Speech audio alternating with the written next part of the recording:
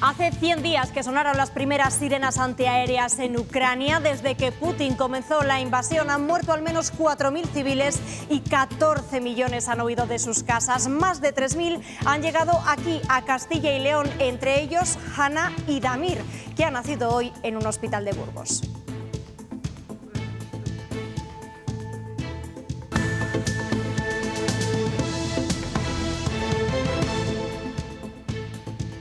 ¿Qué tal? ¿Cómo están? El Colegio de Médicos de Castilla y León ha radiografiado la situación del colectivo en búsqueda de soluciones para reducir el déficit de profesionales.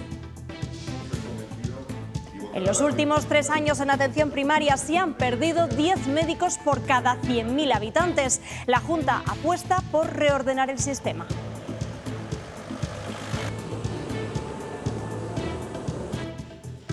La viabilidad del sistema sanitario estará y está en peligro. A lo cual nos obliga a tomar medidas de reorganización que sin duda vamos a tomar, y medidas para prestar la asistencia sanitaria en la mayor proximidad posible a la población.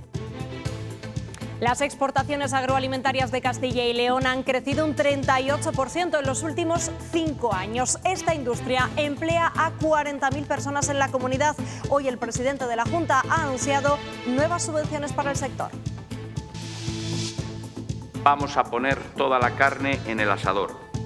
¿De qué manera? 140 millones de euros en ayudas en los próximos 5 años. Tienen más familias que atender, pero menos comida que ofrecerles. La inflación adelgaza las despensas de los bancos de alimentos y el precio de los cereales sigue al alza. El calentamiento del planeta ha provocado que se pierda parte de la cosecha de trigo de España, India y Marruecos. 144.000 residentes extranjeros obtuvieron la nacionalidad española el año pasado. Casi 4.000 aquí en Castilla y León. Tardan de media 14 años en conseguirla. Tienen que pasar un examen y llevar como mínimo una década viviendo aquí. Ahora sí, ahora ya tenemos casi 13 años. A mí me encanta España y vivo aquí muchos años. La próxima semana avanzamos ya hacia el verano con más calor, suben las máximas, pero antes vamos a fijarnos cómo va a ser este fin de semana. Eduardo Avión, cuéntanos. Fin de semana, María, con pocas novedades. Seguimos con algunos intervalos de nubes y con crecimiento de algunos chubascos durante las tardes. Es el caso de estas próximas horas. Seguimos hablando en general de tiempo muy estable, pero vuelven a crecer las nubes, especialmente en puntos del oeste, también del extremo norte. Algún chubasco podría ser localmente moderado y acompañado de tormenta, con temperaturas máximas que siguen sin moverse, llegando incluso superando los 25 grados. Es la primera vez que expone en Castilla y León después de ganar el Premio Nacional de Artes Plásticas. Con un ritmo de luz vertiginoso, Dora García nos habla del sujeto y del espacio. Es una de las 2 exposiciones que inaugura este fin de semana en el Museo Patio Herreriano de Valladolid.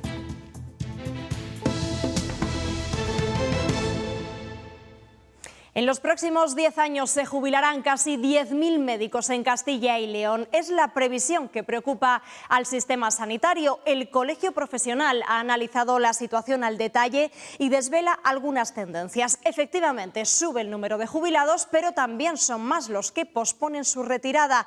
Otra cuestión enconada es el desigual reparto de los recursos, por ejemplo, en los centros de salud. 3 de cada 10 médicos de la comunidad son de familia. De esta especialidad se pierden profesionales en todas las provincias. En general, la comunidad ha perdido 10 médicos por 100.000 habitantes de atención primaria en estos 3 años. Hay provincias, como Soria, que ha perdido de forma importante una gran cantidad de médicos de atención primaria. La sanidad de Castilla y León perderá 600 facultativos en los próximos 5 años, porque alcanzarán los 70, el máximo para estar en activo. Estos médicos, los que siguen trabajando a los 65, han frenado el descenso en el número de profesionales. En un momento se ha recuperado un poco y si no se hubiera recuperado esto sería un desastre total y absoluto. El estudio del Consejo de Colegios de Médicos denuncia que no hay equidad en la atención por provincias. Casi el 60% de los médicos se encuentran en Valladolid, Salamanca y León. El consejero de Sanidad busca medidas para evitarlo. A lo cual nos obliga a tomar medidas de reorganización que sin duda vamos a tomar, y medidas para prestar la asistencia sanitaria en la mayor proximidad posible a la. El trabajo también propone soluciones para que el sistema sea viable, un plan de ordenación de recursos humanos y un pacto por la sanidad. En un año, Castilla y León ha practicado 2 eutanasias de las 10 solicitadas. Hace poco más de un año, en marzo, se aprobó esta ley que incluye la prestación de ayuda para morir en el Sistema Nacional de Salud. Profesionales y médicos expertos en ética médica han analizado esta nueva norma en unas jornadas en Burgos. La prestación de ayuda para morir, ley de eutanasia, fue aprobada en España el 25 de marzo del 2021. Desde entonces, en Castilla y León se han tramitado 10 solicitudes, de las que tan solo 2 han llegado hasta la última fase del proceso. Ha habido alguna situación en que la persona solicitante ha fallecido. Ha habido alguna situación en la que en alguna fase del proceso, bien por discrepancias entre el médico responsable y el médico consultor, o bien al llegar el caso a la Comisión de Garantía y Evaluación, pues se ha considerado que no cumplía las circunstancias y en algún caso también alguna persona pues ha desistido.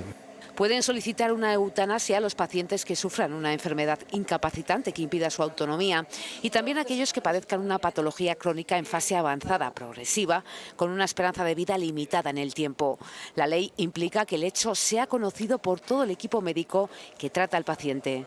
La obligada consulta a los equipos de asistencia al paciente y, fundamentalmente, reseñándolo específicamente, la consulta a las enfermeras. Esta ley orgánica permite la objeción de conciencia de los sanitarios de forma individual. Es una concesión donde se le dice, le eximimos de cumplir la ley, que sigue siendo una ley general, porque se comprende. La norma persigue que la eutanasia y los cuidados paliativos sean complementarios. Desde la Asociación Derecho a Morir Dignamente valoran el trabajo que se está haciendo en Castilla y León para dar formación a los profesionales y para poder aplicar esa ley, pero el registro de objetores de conciencia sigue siendo una de las mayores dificultades con las que se encuentran. A veces, por ejemplo, cuando se produce una situación de objeción de conciencia que no estaba prevista, pues buscar un médico sustituto puede costar un plazo que está resultando en muchos casos excesivo. No es posible evitar ahora mismo que se esté utilizando el mecanismo de la objeción de conciencia para cuestiones distintas de los problemas de conciencia. 500 especialistas en cirugía de columna vertebral se dan cita en León en el 36º Congreso de la Sociedad Médica a nivel nacional. Una cita en la que los profesionales presentan, por ejemplo, la robótica. En el Hospital de León está ubicada la unidad de referencia de estas patologías para toda la comunidad. Fuimos reconocidos en el año 2007, salió reconocido en el BOCIL como una unidad de referencia regional para las deformidades y la patología compleja. Eso quiere decir que nosotros recibimos pacientes de toda la comunidad autónoma, de Soria, por ejemplo, que se pegan un viaje enorme. Hombre, eso es un potencial importante, creo yo, además de un reconocimiento. Ucrania cumple 100 días en guerra. El 24 de febrero, Putin lanzó a decenas de miles de soldados rusos en varios frentes, bombardeó varias ciudades sin conseguir tomar Kiev. Ucrania resiste con armamento suministrado por Occidente. Las tropas rusas han dejado matanzas indiscriminadas de civiles como la de Bucha. Tras la caída de Mariupol, la ofensiva se centra en el este y en el sureste del país.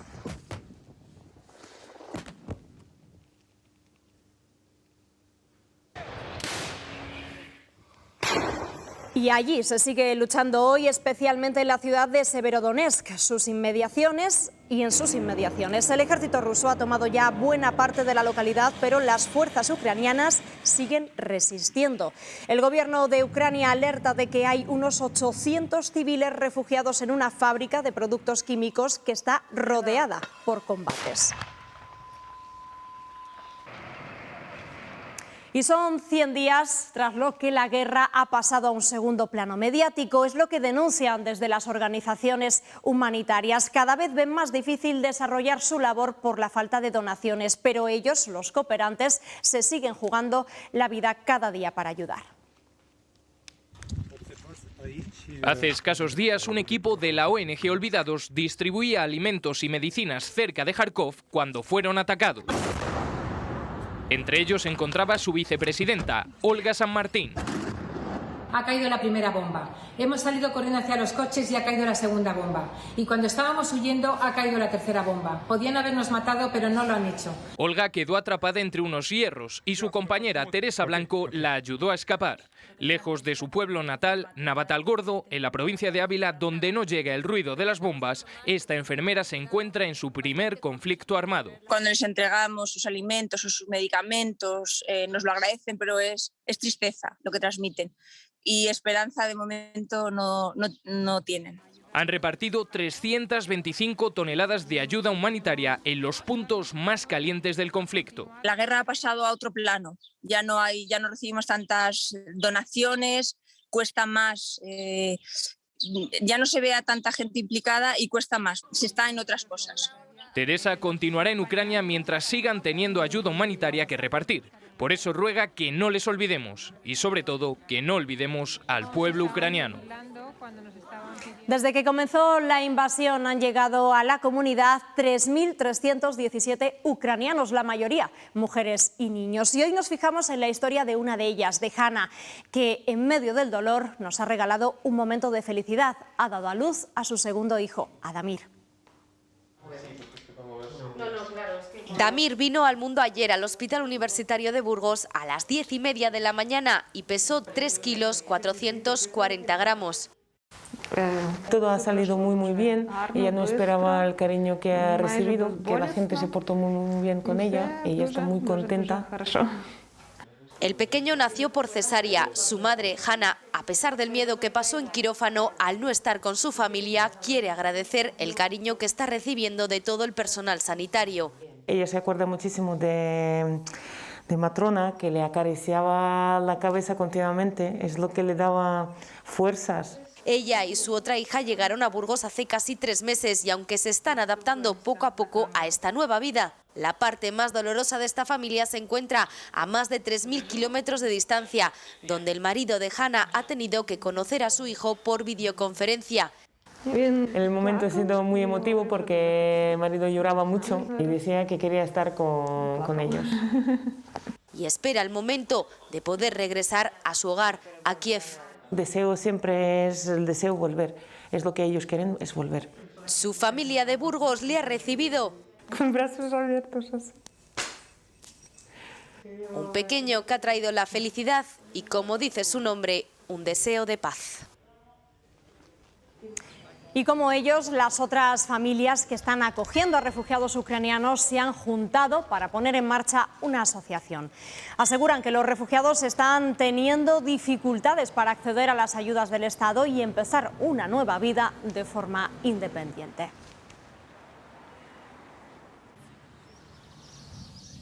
Estas instalaciones abulenses de Naturávila, cedidas por la Diputación, han acogido desde el pasado mes de marzo a 173 personas refugiadas provenientes de Ucrania. Aquí han recibido manutención, alojamiento y muchos servicios básicos y ahora han finalizado esa primera etapa de acogimiento de emergencia y dan un paso más en el Sistema Nacional de Acogida. Han abandonado las instalaciones para irse a otros puntos del país.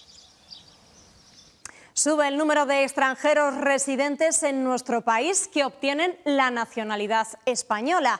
Aquí en el último año la consiguieron más de 144.000 personas y de ellos casi 3.800 en Castilla y León. Para obtener el DNI español es necesario llevar viviendo aquí como mínimo 10 años y pasar un examen.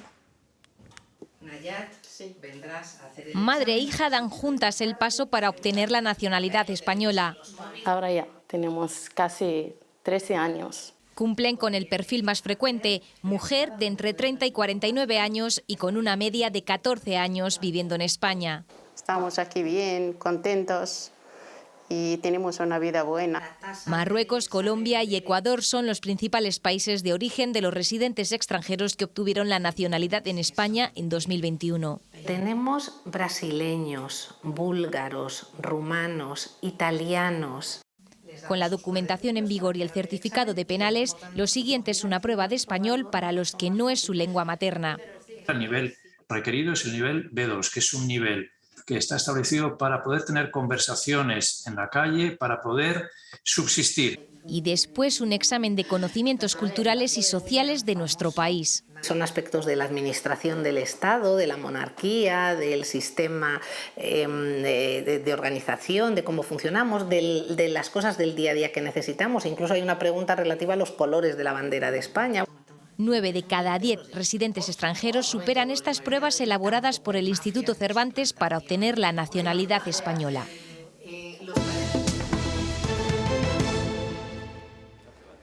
Estratégico, así califica la Junta el sector agroalimentario. Su volumen de negocio supera los 11.000 millones. Las exportaciones se han disparado un 38% en 5 años y emplea a 40.000 personas. Hoy Fernández Mañueco ha anunciado nuevas ayudas para esa industria.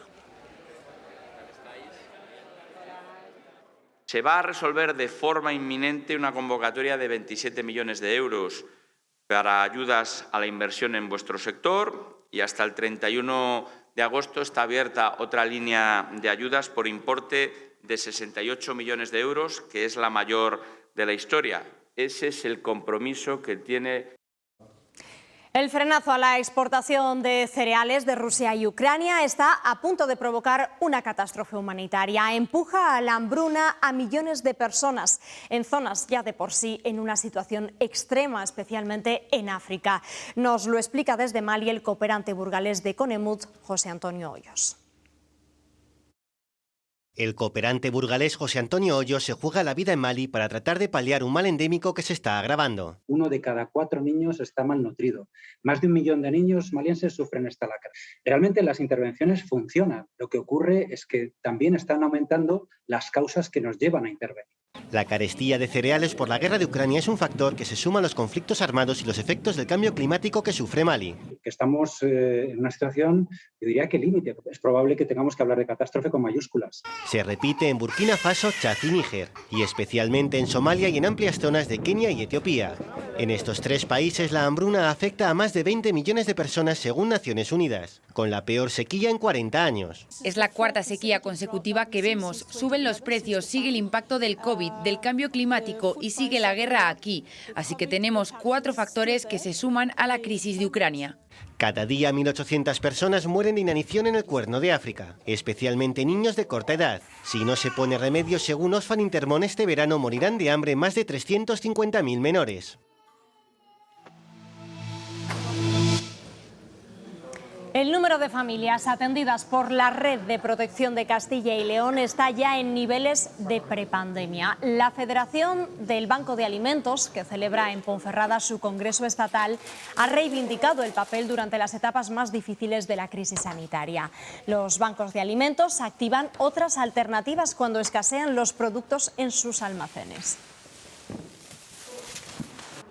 Cuando los bancos de alimentos carecemos de leche o cualquier otro producto, pues tiramos de recursos económicos por donaciones o subvenciones para salir al mercado a comprar esos alimentos. Lamentablemente tienen un alza en precios dependiendo de la zona de España de, yo no sé, entre un 20 y un 30%. Es un tema brutal.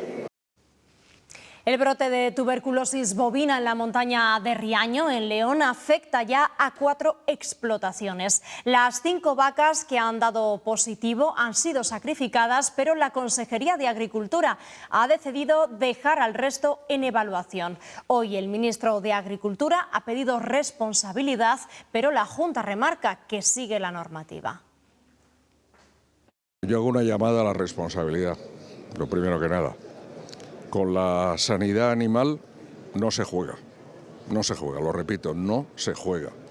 Y creo que es un tema muy serio, que estamos dentro de la Unión Europea y en el mundo en uno de los estándares más altos desde el punto de vista de la seguridad. Es que la normativa permite una horquilla de soluciones que se pueden hacer que no implican que porque una vaca esté infectada haya que matar a las 140 restantes. Va a haber más controles, pero no matando moscas a cañonazos, porque no creemos que esa sea la solución. Hoy el presidente de la Junta ha cuestionado los ataques del Gobierno a sectores como el lácteo o el cárnico. Fernández Mañueco asegura que son campañas ideológicas y ha apostado por trabajar de manera discreta para ayudar en lo posible a Siro. Y vamos a apoyar a todas las empresas y trabajadores que se encuentran en situaciones delicadas o de incertidumbre.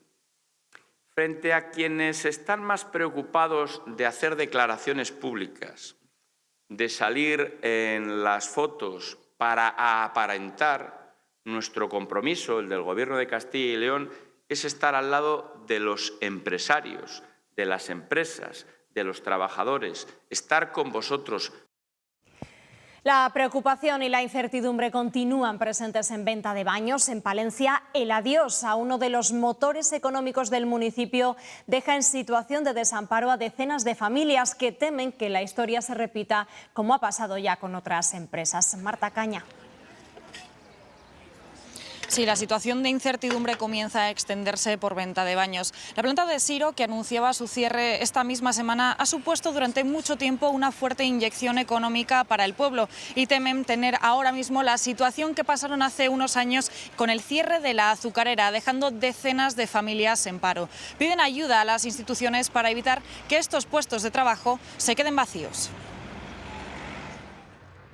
Pasó en 2008 con la azucarera, en 2016 con el taller de Renfe y ahora con el cierre de Siro. Los músculos económicos de Venta de Baños dejan al pueblo desamparado. Esto es un golpe muy grande para el pueblo y tenemos que movilizarnos todos a uno y pedir ayuda institucional. Son muchas las familias del municipio que se mantienen gracias a la galletera y que han elegido esta localidad por trabajo. Estamos hablando mucho de la despoblación, pero claro, cuando vienen los problemas parece que nos olvidamos todo de lo que estamos diciendo permanentemente. Y es que si vamos por la calle es difícil no encontrar a alguien con un vínculo con Siro. Estoy trabajando allí. Pues tengo una hermana trabajando ahí que ya lleva 41 años trabajando desde que tenía 13 y ahora con 60 pues se va a quedar sin nada.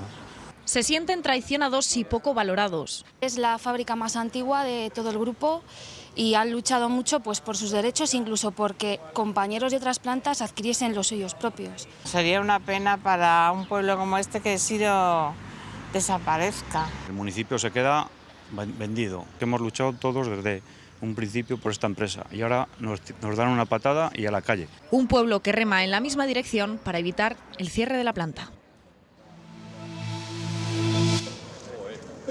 Esta mañana ya hemos podido ver a los candidatos de las elecciones andaluzas buscando apoyos voto a voto en la calle. Aunque las encuestas coinciden en los pronósticos, los expertos recuerdan que en estos 15 días de campaña se decide el sentido de un 10% de las papeletas.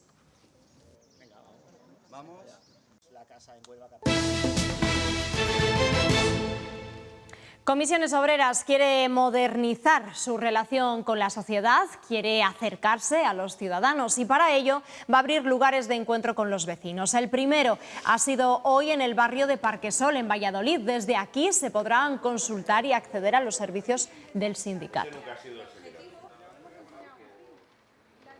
Y estamos empezando en Castilla y León con esta primera sede, pero nuestro proyecto va a otras ciudades grandes como Burgos, León, Salamanca y también a las poblaciones medianas de Castilla y León. El siguiente proyecto que ya tenemos en marcha y que queríamos inaugurarlo antes del verano será en el barrio Gamonal, que es un barrio distanciado también del centro de la ciudad y que creemos que puede tener el mismo efecto que aquí en Parquesol. El PSOE corregirá en el pleno del próximo jueves el error que le llevó a suprimir el techo a las bases máximas de cotización, una medida que afectaría a quienes cobren más de 45.000 euros anuales y que persigue aumentar la recaudación de la sociedad. Pero ¿en qué consiste realmente esta medida? Ahora se lo contamos.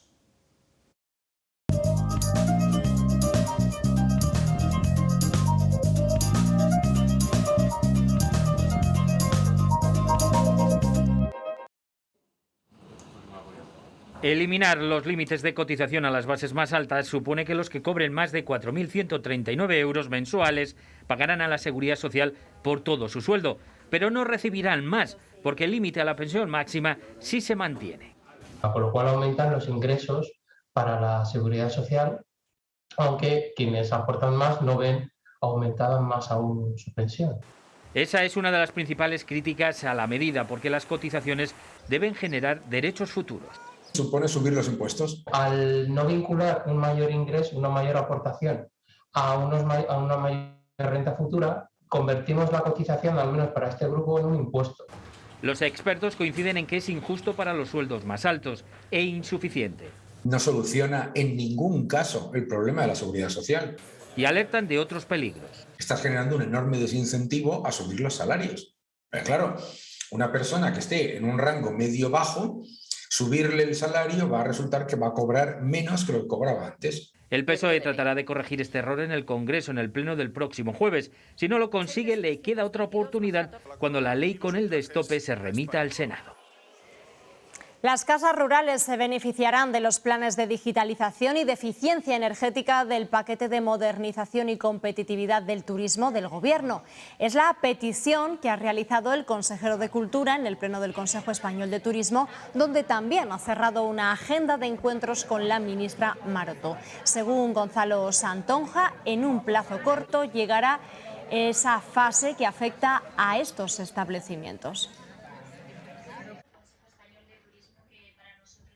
Castilla y León es la comunidad líder en turismo de interior, pero ese liderazgo está basado en unos establecimientos que no son hoteleros, que son hosteleros, y esos establecimientos estaban marginados del plan de eficiencia energética y del plan de digitalización, y esto desde nuestro punto de vista pues se tiene que corregir. En Ávila, la Guardia Civil ha detenido al presunto autor de un atraco en una sucursal de Lanzaíta. El pasado 13 de mayo sustrajo presuntamente 2.500 euros a punta de cuchillo. Ahora ha sido localizado en el marco de la operación Mirlas y puesto a disposición judicial. En Palencia, 2 detenidos por tener una plantación de marihuana con más de 1.200 plantas. Cuando la Guardia Civil entró en la vivienda, uno de los detenidos saltó por la ventana para intentar huir. Se cortó con los cristales y tuvo que ser atendido en el hospital Río Carrión.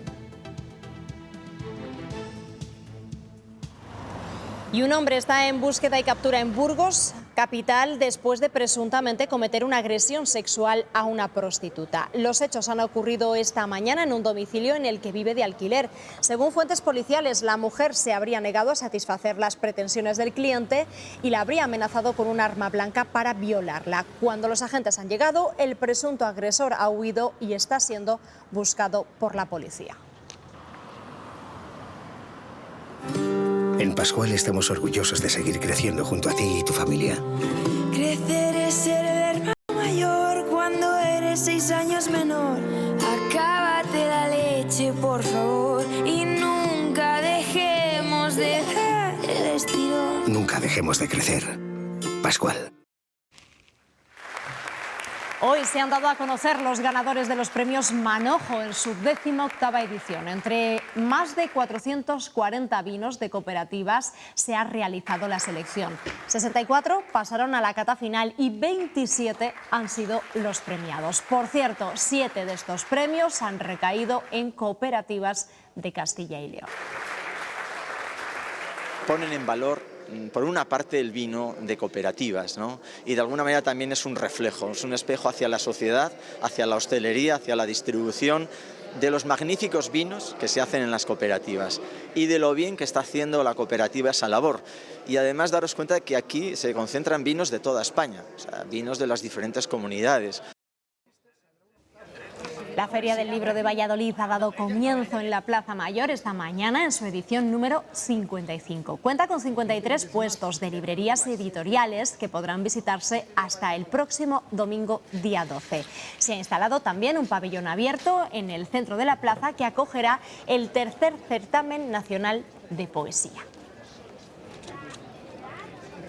Ganó el Premio Nacional de Artes Plásticas en 2021 y hoy vuelve a su casa, a Valladolid, para exponer por primera vez, tras ese reconocimiento, la obra transgresora de una de las artistas más internacionales. Dora García nos habla de la realidad y la percepción que tenemos de ella.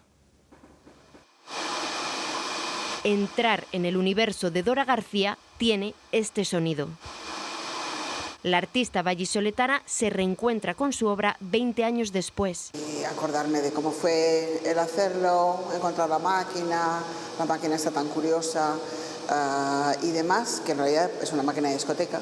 La máquina del horizonte se refleja en el ahora, un tiempo que en los ojos de la ganadora del Premio Nacional de las Artes Plásticas puede resultar borroso. Dora García utiliza el vaho en esta obra para captar en una imagen realidad y percepción, un juego de esta artista vallisoletana que invita a la reflexión.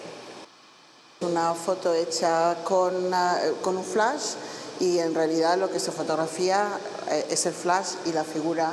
Luces y sombras recorren la sala cero del patio herreriano impactando en el espectador, una reflexión entre el sujeto y el espacio con la que el museo celebra sus 20 años. Realizada además en el año 2000, como digo, que es el momento en el que se está gestando el patio herreriano, ¿no? Entonces, bueno, nos parecía muy adecuada instalarla, ¿no? Y es una pieza que además que muy pocas veces se muestra, es una pieza ambiciosa, es una pieza compleja y queríamos diseñar este espacio específicamente para mostrarla ahora. El haz de luz congela el presente. Son nuestros ojos los que distinguen la realidad de la percepción. Y con esa reflexión sobre la percepción, la realidad, el sujeto y el espacio que nos propone Dora García estos días en el Museo Patio Herreriano de Valladolid, nos vamos en nada a los deportes y esta tarde más información a las 8:30.